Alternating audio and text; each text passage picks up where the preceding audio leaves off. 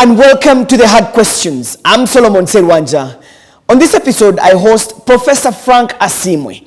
Professor Asiimwe is a celebrated consultant urologist and surgeon. He's one of the brains behind the Uganda Human Organ Transplant and Donation Act 2022. Professor Asiimwe worked alongside members of parliament to draft this law that speaks to how our organs harvested, donated, and transplanted. I thought that we could dedicate this episode on that subject, especially that Parliament passed this law back then in December 2022. The President assented to it in March 2023, and Parliament eventually gazetted this law in June, on the 15th to be exact. So let's take a deep dive into this whole thing called organ harvesting, organ donation, and organ transplant. Professor Asiimwe, thank you so much for accepting to be on the Hard Questions. It's a pleasure to be with you, Solomon, and to talk about transplant. It's a huge pleasure that this subject is now beginning to occupy the talk space in Uganda, and I thank you for leading the charge, and I hope this is just but the first of very many interviews and discussions, because it's a mouthful. Can I add that I was really amazed that your submissions during my Twitter space on organ donation and transplant. I think the public was really educated about this. Let's get into this this act now. What do you make of this act? What are those key contentious issues or key issues in this act? Okay, first of all, to have a transplant program going, you need about 4 pillars, in my opinion.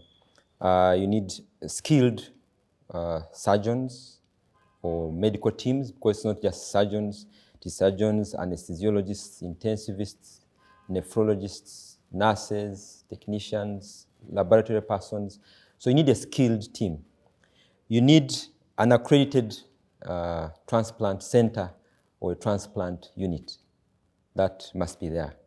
Once those 2 are in place, you must have a regulatory framework, which we'll come to, which creates the pathway. Do you keep left? Do you keep right? Do you drive at 100 kilometers per hour? Do you drive at 20 kilometers per hour? Where is the corner? Where is the slope? Where are the road bumps? Where is the zebra crossing? That's what the law basically does. And then finally, you need a budget. You need funding. I'm glad to inform you that as we speak now, we have the transplant unit in Uganda. It's in Mulago. It's already in place. We have the skills, not fully established. We are still in training, from the surgeons, the anesthesiologists, the nursing. We are still in training. We have now the act, the law, which we will dive into this time. And we also have money put on the budget to get the transplant going in Uganda. So by and large, we're good to go. And I can assure you there are no more excuses now. It's no longer a question of if, maybe, maybe not. It's now a question of when. And then with the law in place, how is it done appropriately? Yeah. Now, the act. So before the act came, it has been illegal to do organ harvesting, organ donation, and organ transplant, if any, anyway, has happened. Okay, if you want to begin from the rumor mills, if any, absolutely illegal. But because of the 4 pillars I gave you, it has been impossible, or let me say, not possible for you to do any harvesting and transplant. I'll quickly speak to that. Before you harvest an organ, you must have the recipient ready. You can step back a little bit. Before you remove that organ, you must have examined this person, the donor, cross-match their tissues with the recipient, and you should make sure they are matching. You must have checked this donor for diseases, HIV, syphilis, hepatitis B, cytomegalovirus, malaria. They must be disease-free, okay? Then when you tick all the boxes, then now you got the process of consent. But we will get back into that one a little bit later.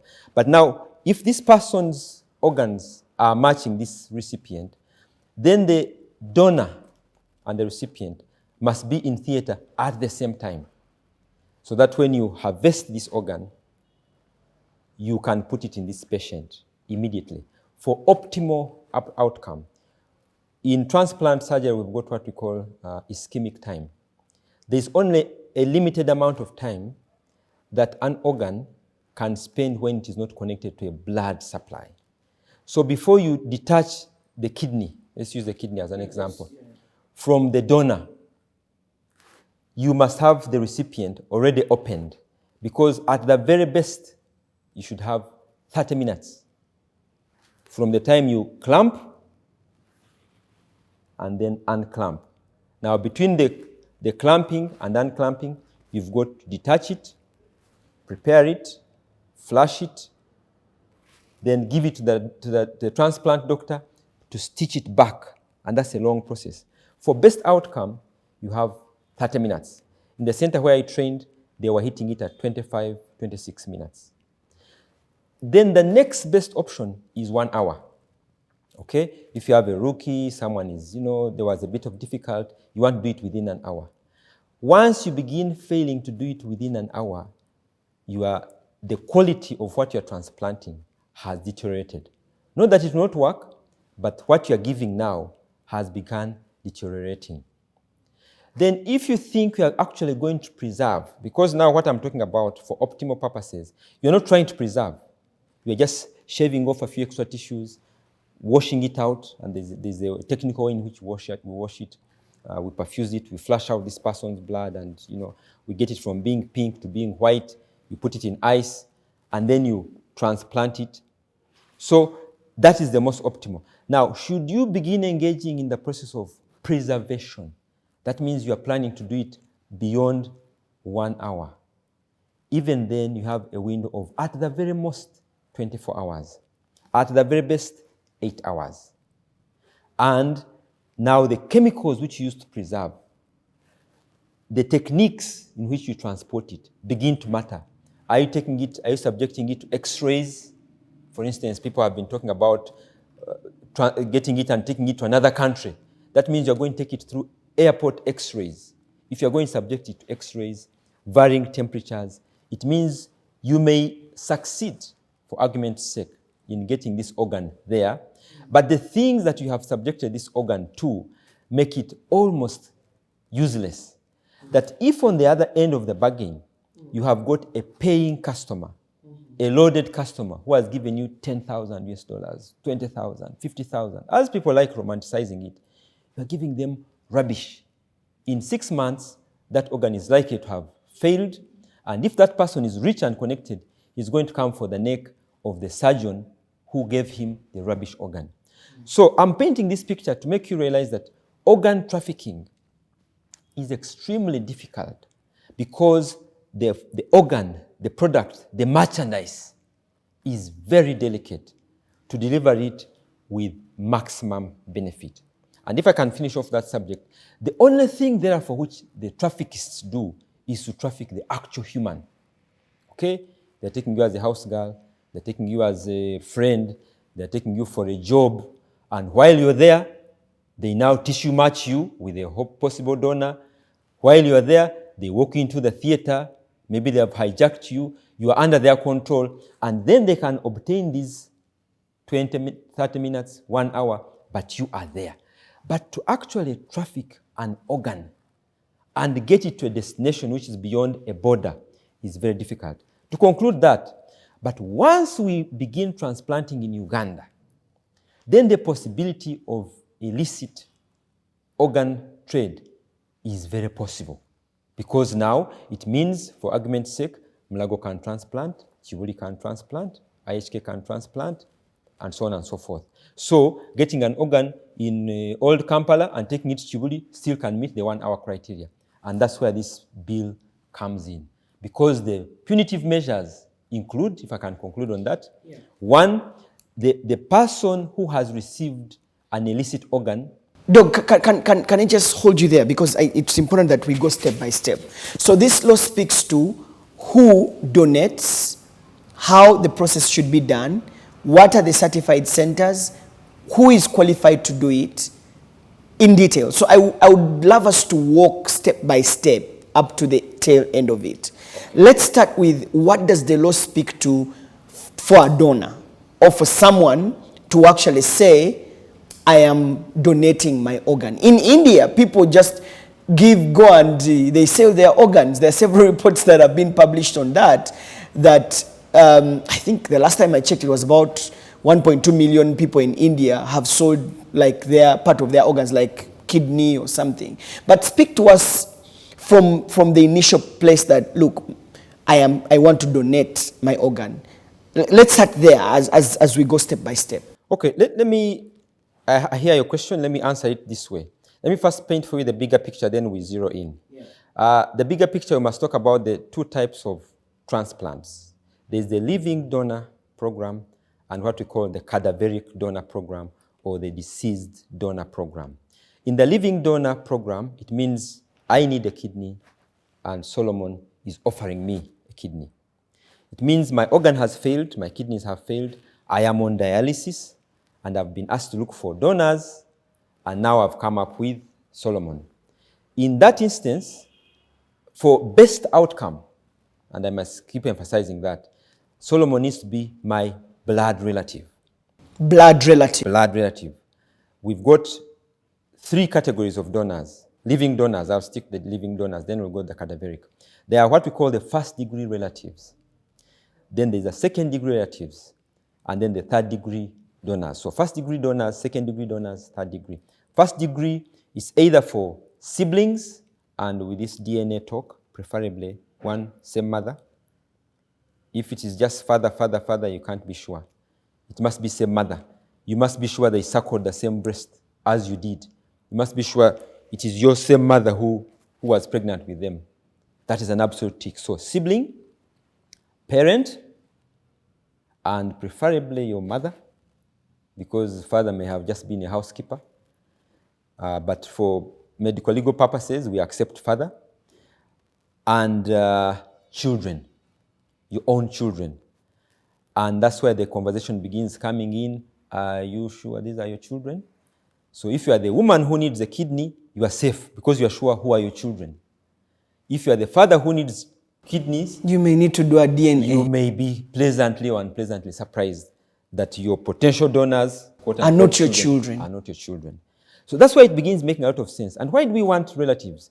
Because for anything foreign, the body mounts a rejection.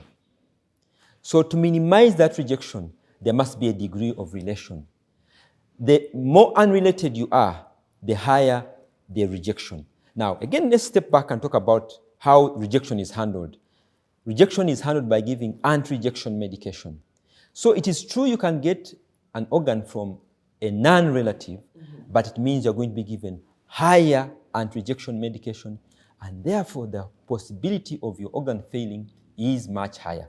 So let's go back to the potential donors. So first degree, your siblings, your parents, your children. Second degree, your aunties or uncles, and again, preferably from your mother's side, but again, if things are solid, from your father's side, and your cousins. Again, preferably from your mother's side, but if things are solid, from your father's side. So those are the first two rings of relation. That's what we prefer, and that's what we're going to insist on in Uganda. In fact, for us, for the beginning couple of years, we're going to insist on first degree. Then the third degree donors are the others, unrelated. The first person who makes it is your spouse. Because for medical legal reasons, we are sure this person is doing it out of love and has not been coerced or bought. Then any other whose blood ABO matches. A lot of a mouthful, the blood type. Once the blood types are the same, one box is ticked. Then we go to the HLA typing and so on and so forth.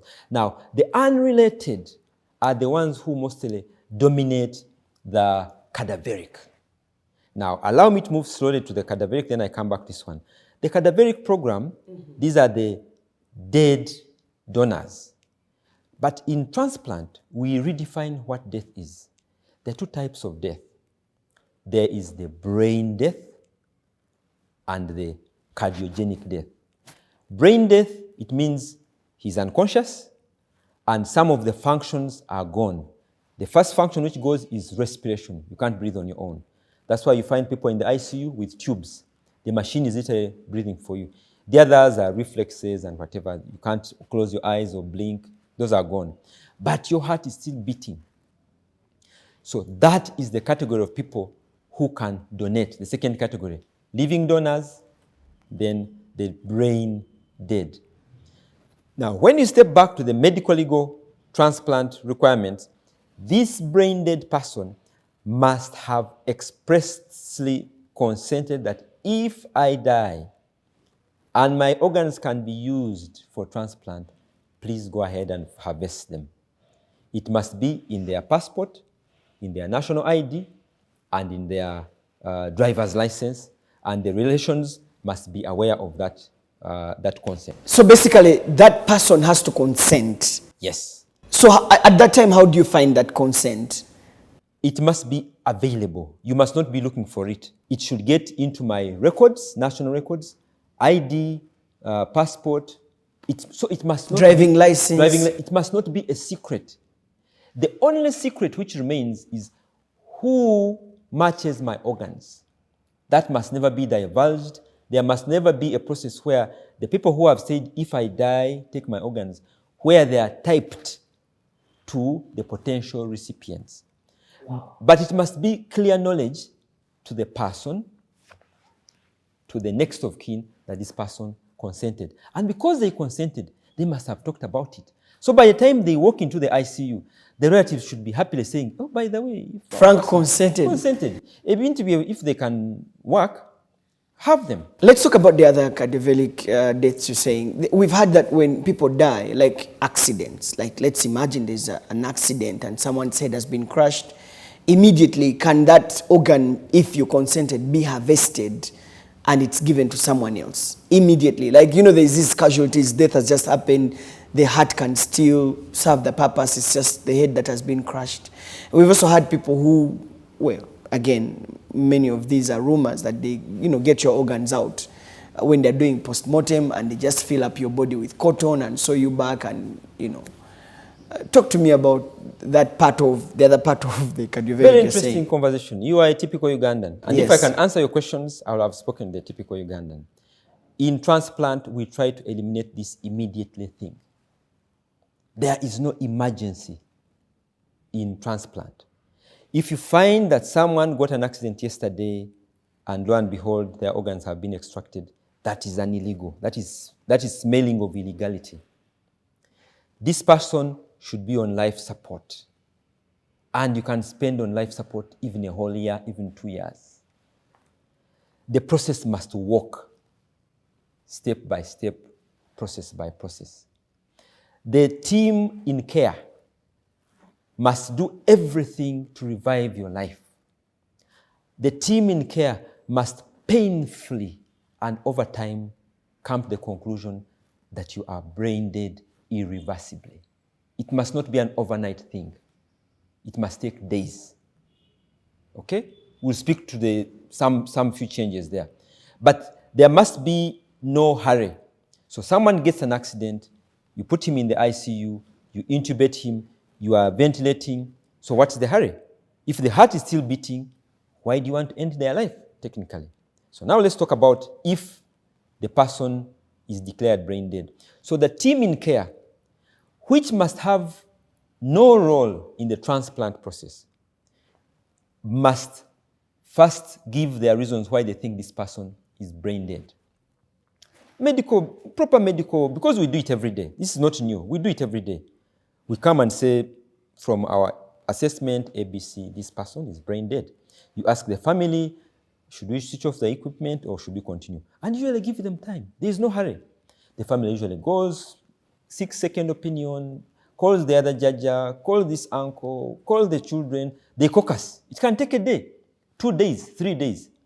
Once the family has said, yes, we agree with your medical opinion, we think this person cannot be revived, please turn off the equipment. Now, that is when the team in care consults, notifies the transplant council. that we have got an individual who is brain dead, who we have the evidence that they consented for donation, who has been declared brain dead.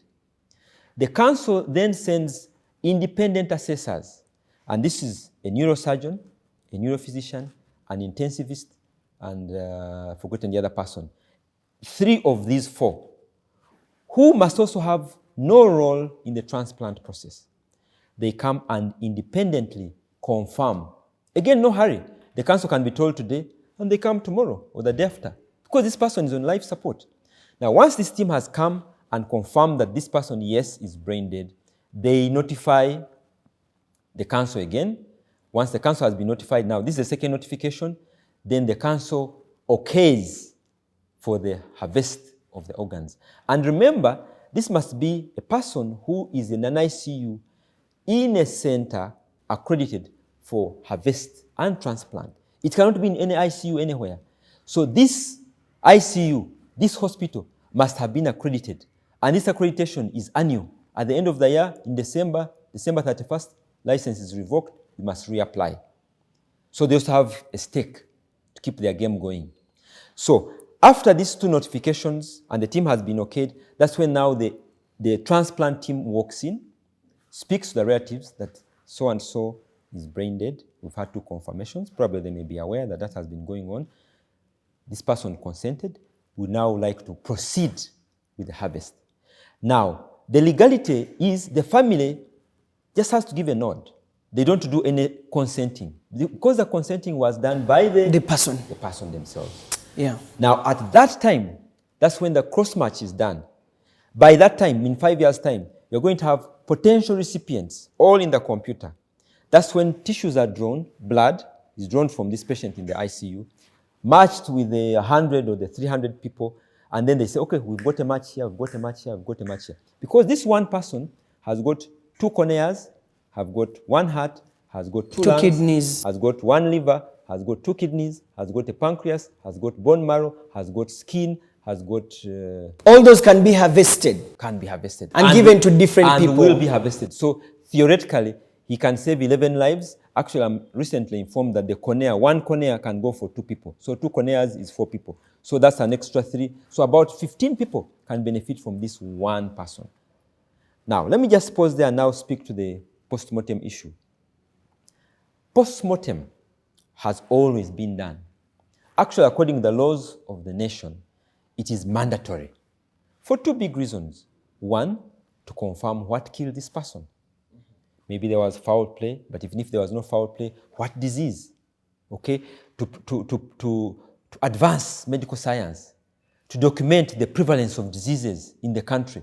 So it is mandatory, but just as it is not enforced.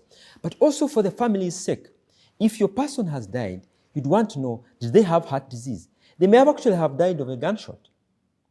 But lo and behold, once they check, they find this person actually had prostate cancer going on. It hadn't manifested. Or this person actually had lung cancer. It hadn't manifested. So family, you are at risk. So for those 2-3 reasons, post-mortem should be commonplace.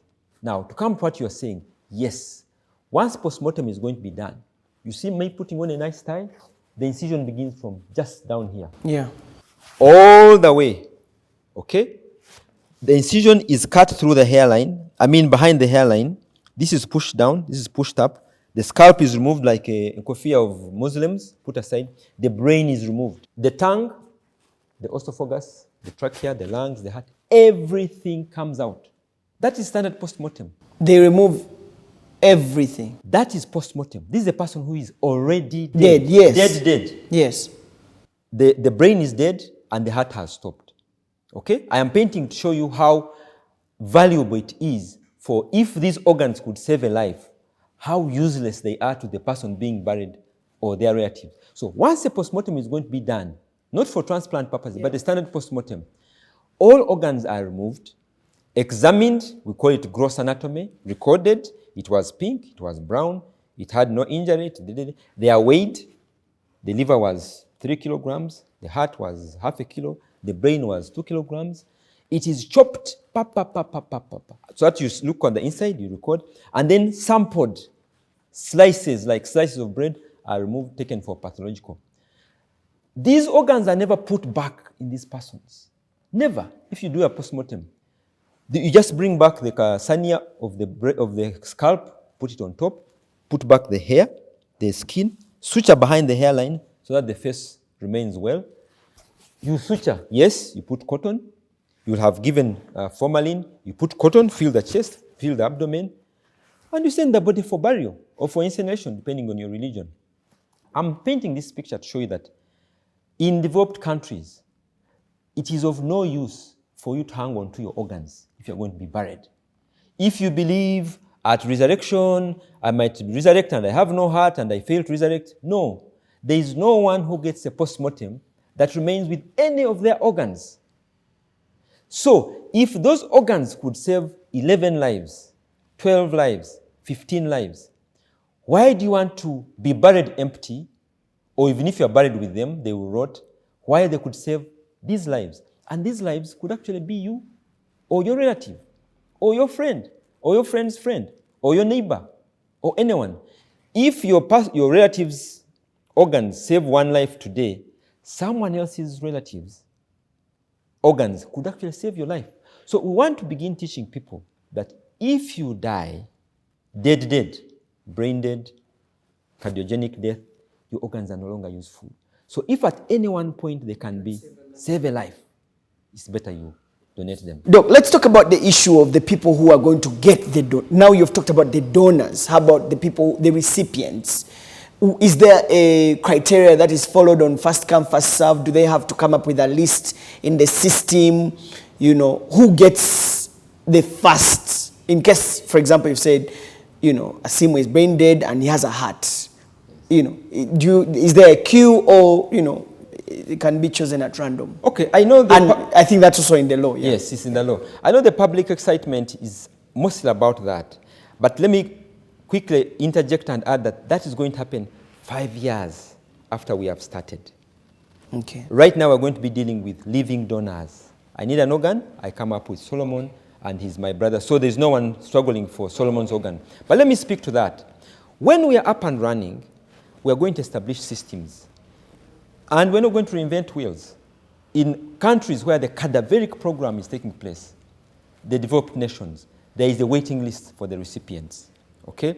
Then the next thing is to do a cross-match. It begins with a cross-match. Because you can't say, this is my friend, I need his organs. No. First you cross-match. Blood type. Yes. And remember I've said that the cross-match takes place after the authorization has been given. So even you, the recipients, are not aware that Frank got an accident and is brain dead.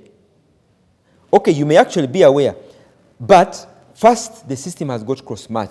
So let's, for argument's sake, say there are 200 possible recipients, they cross-match and they find maybe the match hits maybe 20, for argument's sake. Now, then, first of all, this is one of the systems which uses artificial intelligence. It has algorithms and follows certain pathways. So first, it goes for who has been on the waiting list longest. Okay? Second, the youngest, because you want to give it to the one who has got the best benefit out of it. So if I am 65 and you are 44, you are likely to get it before me. Then the hospital. The hospital where the harvest is taking place takes priority to a hospital which is going to receive the organ. For one very technical reason, because if the harvest is taking place in Mlago, it means the operation is very close. You can hit the 30-minute mark. But if one of the cross-matched persons is in Kabale and you have got to use a helicopter, you're already losing 2 hours. So that already goes against the patient in Kabale. So there are all those. Then there are some few other algorithms which come, but those are the most important. Then you go for the comorbidities, the fitness of the recipients. How many comorbidities does the recipient have? What is his quality of life? What was the cause of his illness? Was it because of smoking, alcohol? So all these things work for or against you. So if you have a kidney failure and you had been an alcoholic, you had been a smoker, all that will be in your database. So it means most likely you're going to keep going to the bottom of the list because they are healthy young persons who unfortunately got organ failure. Okay. But it is very fair and there is no political influence. Interesting that there are systems on that. But let's go to the live donor who you talked about that we're going to start doing immediately. I want to give part of my kidney to my son or my daughter, and then we go to a hospital. I have consented, and you mentioned that there are regulations for consent. The money cannot be seen exchanging hands. I wanted you to speak to that as well, because the law makes it punishable. There is no way that a donor should initiate the donation that I want to offer my organ. Anyone, any take. That already smells of selling. That already smells of an incentive, a motive. Chichi, what is it? There must be something in for you. So once you have donors who are walking around in the corridors, they are there, by the way. Those are the people who should be arrested. But of course, there is no, once they don't reach the point of organ donation, they cannot be incriminated. So it begins with the donor, with the recipient. So the recipient is advised as I've advised you, 1st degree, 2nd degree, 3rd degree. Now, according to the law, you must first of all prove that there is no one amongst your 1st degree who can give you an organ.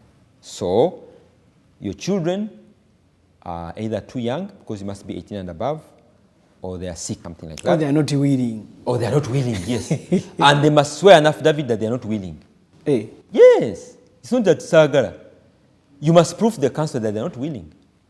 Okay, they may not swear an affidavit, but the council should be able to pick a phone and say, I'll use an example of my son. Shem, you are Frank's son? Yes. We hear you are not willing to give him an organ. Yeah, I am not willing because it might be a light answer, but they must hear it from the potential 1st degree. So you must list to the council that no conflict of interest. My children are A, B, C, D, E, F, G. I have 8 children. And number 1 cannot donate because of this reason. Number 2, number 3, number 4 for all this reason. Parents, my parents cannot donate because they are too old, they've got comorbidities. Siblings. So you must first go through your 1st degree relatives before you move to the 2nd degree relatives. But you see, why? What is this? So we encourage our nephrologists and the physicians to help out to this person to mend fences with this 1st degree for one simple reason. These are your best bait. As soon as you move the 2nd degree, you have reduced the longevity of this organ. When you get from a 1st degree relative, you've got at least 15 years, 20 years. We've got some people who have gone to 30 years. When you go to 2nd degree and unrelated, especially unrelated, you're going to 5 years, 7 years. By 7 years, because you are pumping it with a lot of anti-rejection medication. So it's a second-rate organ. But it can be used. So for unrelated, usually we give to people who are desperate, no relatives, or those who are getting a 2nd organ. They gave him a kidney, 10 years down the road has failed, now he needs a 2nd kidney. He also goes on the waiting list.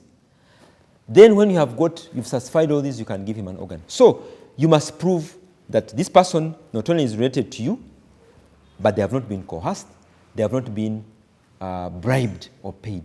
And this is where the authorization committee comes. Frank comes with Solomon. I say he's my brother. Oh, good.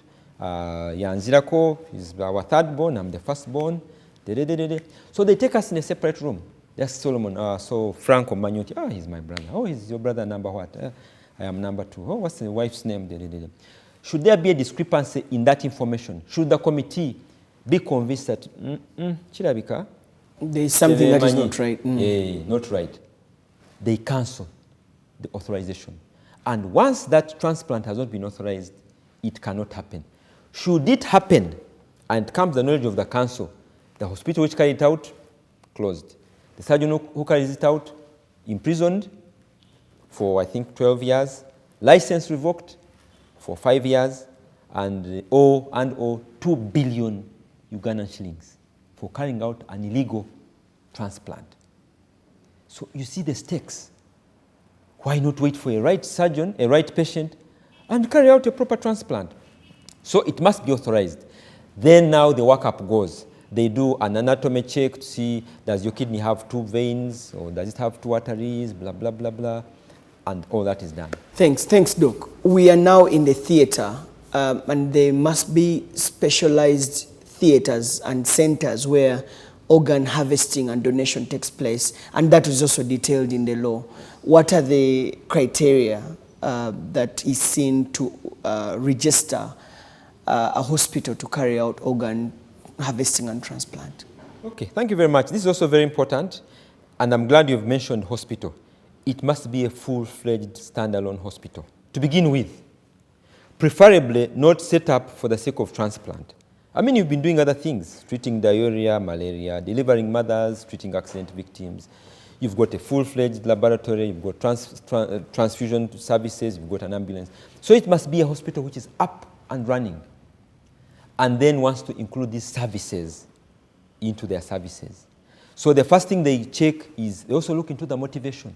Are you being set up by some unscrupulous people to do illegal work? Once they're happy with that, your labs are fine, you're treating malaria, you're conducting deliveries, your imaging is fine, then now they come to the human resource.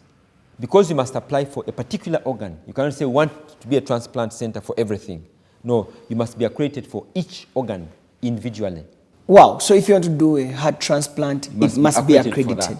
Kidney transplant, accredited. Yes. So, but not a general transplant unit. No. But if you are big like Mlago, you can come with a list of transplant organs, the organs you want to transplant, but you are going to be assessed for each organ. So why do we do that? For instance, if you use kidney, you must have a dialysis unit, because this is where patients who are on kidney failure are being life supported. You must have a nephrologist, resident, depending on your size, 1 or 2, I don't know. You must have trained dialysis nurses. You must then have either a resident transplant surgeon or a surgeon who can work with visiting transplant surgeons, because we are allowing room for visiting surgeons to come and do transplant.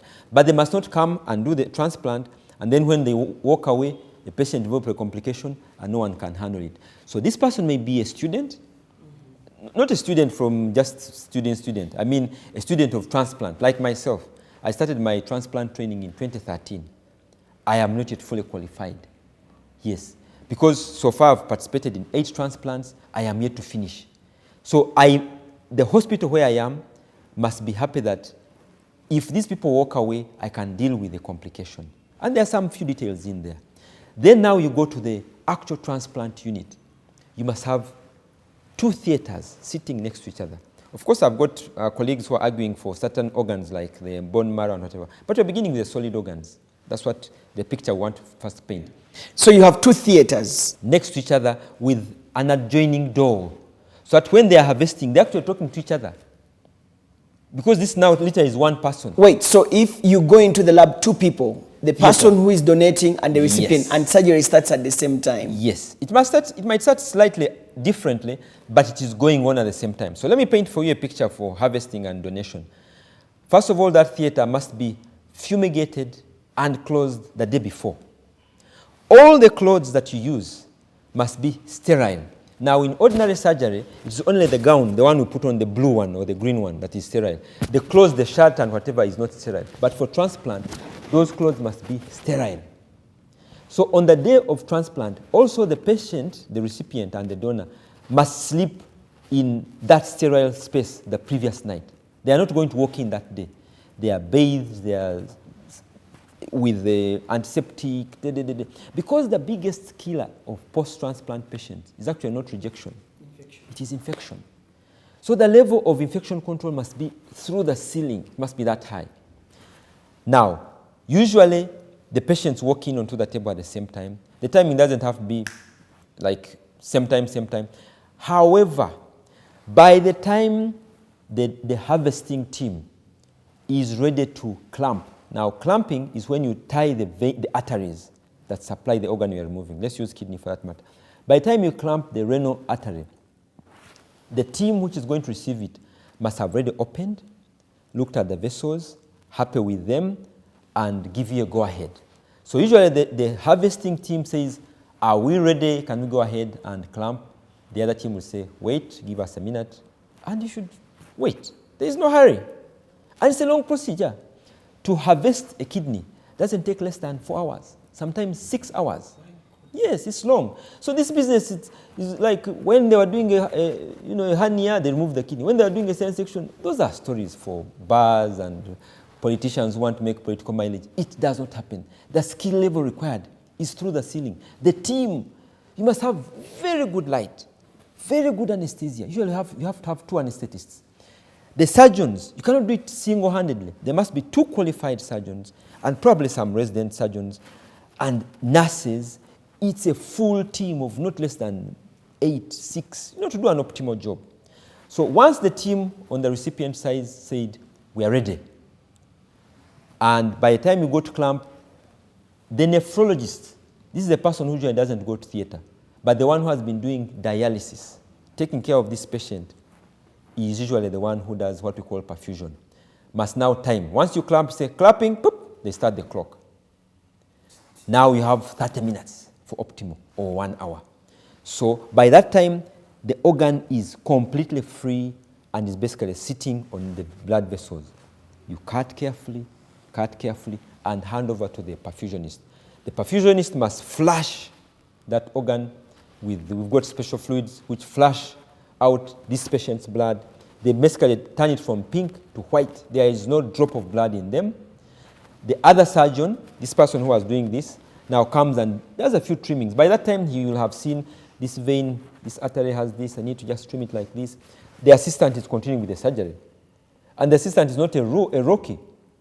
He knows what he's doing. He's now closing. This person now concentrates on the organ.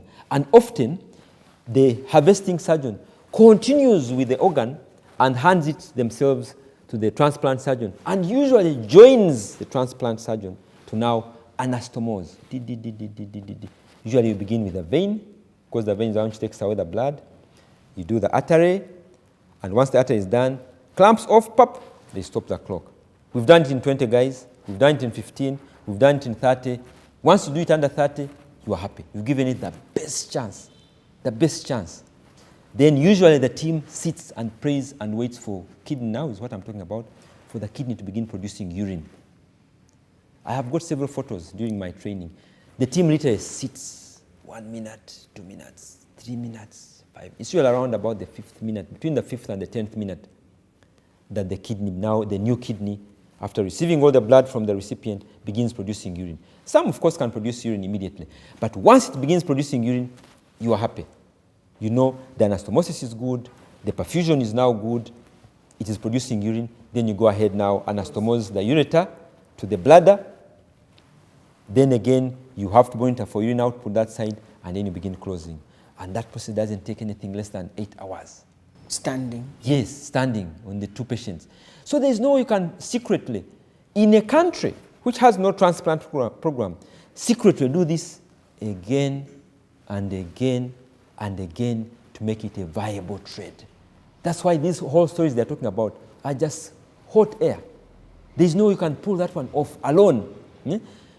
Now, not only is the theater team in the know, but the team on the wards where the patient was sleeping before they did the harvest, where the patient is going to go, because after that the recipient and the donor are wheeled to the ICU. And the ICU is not so much of life support, although it is kitted up to life support, but more for barrier nursing, for closure so that there are no people. That patient, by the way, the picture I was painting, the night before the recipient is given heavy doses of immunosuppressive drugs. They literally flush out their antibodies.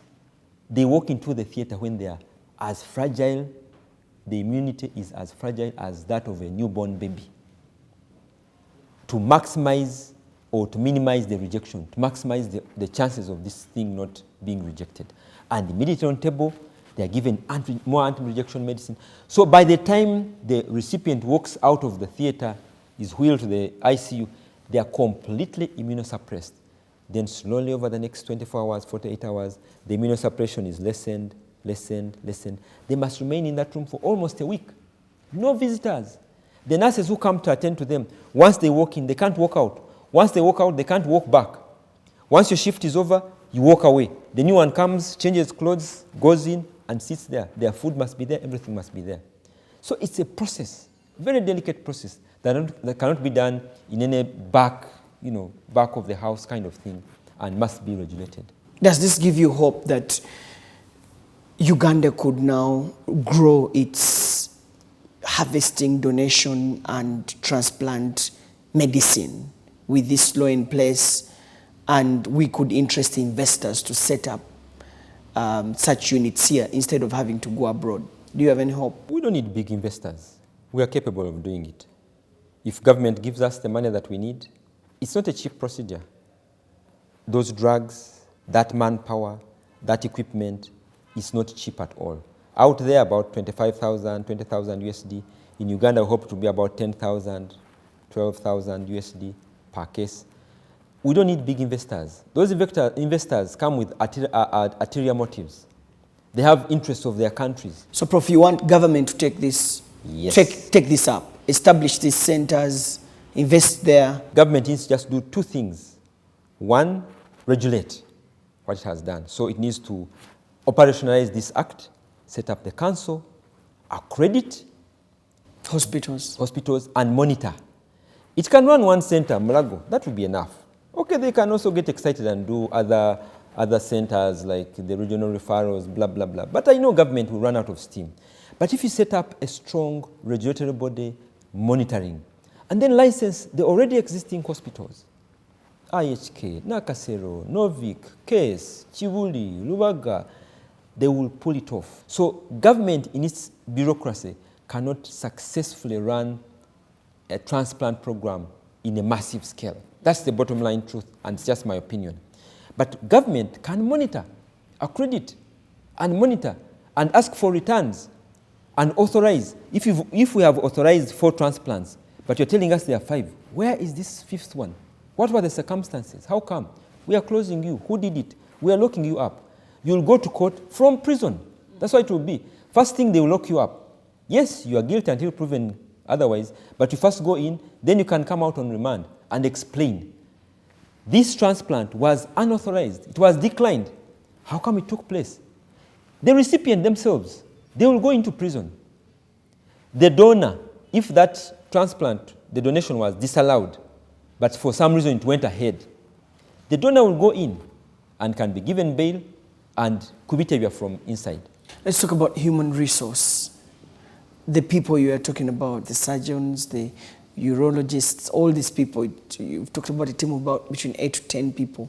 Do we have that human resource in this country to support human organ harvesting and donation and transplant? The beauty with organ transplant services, it's not a standalone. So you must have a baseline of these people, anesthesiologists, and they just acquire an extra skill. No one goes to train for transplant just. It is at the peak of your training. For instance, I have an MBCHB. I'm a doctor. MBCHB actually has 3 degrees in one. Bachelor of Medicine, Surgery. Bachelor of Surgery, and Bachelor of Science in Education. 3 degrees. Now, when you go back, for instance, I went back and did a Masters of Medicine in Surgery. Then you now become a surgeon. Then I went back and did a Master of Science in Urology and a fellowship in Urology. So I have been cutting kidneys since I began doing it when I was still a general surgeon in 2024. I was removing kidneys. So since for the last 20 years, I have been removing kidneys. So to me, harvesting a kidney, my hands are not going to be shaking because I do it every day. In a week, I remove 1 or 2 every other week. Except that this time, I am not removing to throw away because it's diseased. I am removing carefully to give it to another person. So the skill... And you said you had practiced for 8 years and you're not yet there. Not yet, because I began my training in 2013 and I'm not yet done. I'm not yet proficient. Of course, there were delays because of government bureaucracy. I went for 3 months, then I went for a month, and I've been in a hiatus since 2015. So, but I've been practicing a few other things. There are some skills that they encourage you to practice. So when you're talking about a transplant surgeon, they don't fall out of the sky and they're transplant surgeons. It's just an additional skill. They've been handling tissues. They've been handling veins. Yeah. They've been handling ureters. They've been handling arteries. But now they're doing it at a more fine state. When you're talking about anesthesia, there's no huge magic about anesthesia. is putting you to sleep. But there are a few added things. You must drop the pressure, for instance. You sound very optimistic, which is good. Let's talk about the cost of this. Cost of transplant. Isn't it going to be, we feel like if we develop our own capacity here to do it, it will be a little bit cheaper than having to go with someone in the UK or in the US or even in Nairobi to actually do this surgery. Oh, that's true. It's going to be cheaper, but still it's not cheaper. On average, how much does it cost to do a kidney transplant? So right now, Turkey, India, the common destinations is 25,000 USD, 30,000, give and take. But I must quickly hasten that most patients, and I don't mean bad for you, they factor in not just the cost of transplant, they factor in the cost of medication post-transplant. It's not cheap. Usually when they are fundraising, which is okay, they don't just fundraise for the process of transplant, but they factor in. And that's one of the advice we give you, so that at least you are sorted out initially for the first 2 years. A few people fundraise to buy land, so that if my kidney has failed and I'm a fundraising drive, I say, oh, it needs 50,000 USD. So out of the 50,000, I buy some land, I buy a car, I marry another wife, and I also have a transplant. So some of the costs have been inflated by the people who are fundraising for those reasons. But the bare minimum, actually the hospital which has been working with us, Yashoda Hospital, which has been training us, gave us an offer for 18,000 USD. They pick you at the airport, the patient and the donor, transplant them, finish, drop them at the airport for 18,000 USD. So on that, you just add transport. And they will feed you everything. So we can say for 18,000 it's possible. But I'm still talking about 2015. So 25. About $25,000. In Mulago, anything between 10 and 12,000. Okay. For those of you who don't understand dollars, it's about 40 to 45 million shillings per transplant. Doc, where do we go from here? What from next here, after this? Yeah, we're going to transplant. You will be working from the women's hospital? No. We've got a transplant unit on level 6. We were extremely fortunate that at the beginning of this drive, that's the same time that Mulago was being renovated by the African Development Bank loan. So that was incorporated? There were lots of changes to create a kidney transplant unit. It was perfect timing. So a state-of-the-art kidney transplant unit was set up with those 2 adjacent theaters with laminar flow, good light, cameras, adjacent ICUs, HDUs, storage space, changing rooms. Everything it's the best unit that I've seen, because I've been to Turkey, I've been to India, I've been to Egypt. I've been to, it's called Mansoura. This is the best. Wow. It's the best. Dr. Frank Asiimwe, your conclusions? I am glad I'm living in this time, in this day and age, when transplant is no longer an if, but when. I'm glad and feel very honored to have been part of this kitchen work. When the kitchen work is done, now we begin serving the meal, we begin inviting guests. So my next, I've got two more hurdles to do. And once those are up and running, I am going to retire. And I'm deliberately talking about retirement because it's one of my passions, retirement. First, I must deliver the maiden transplant. Wow. And I want to be there to capture it. You will be there.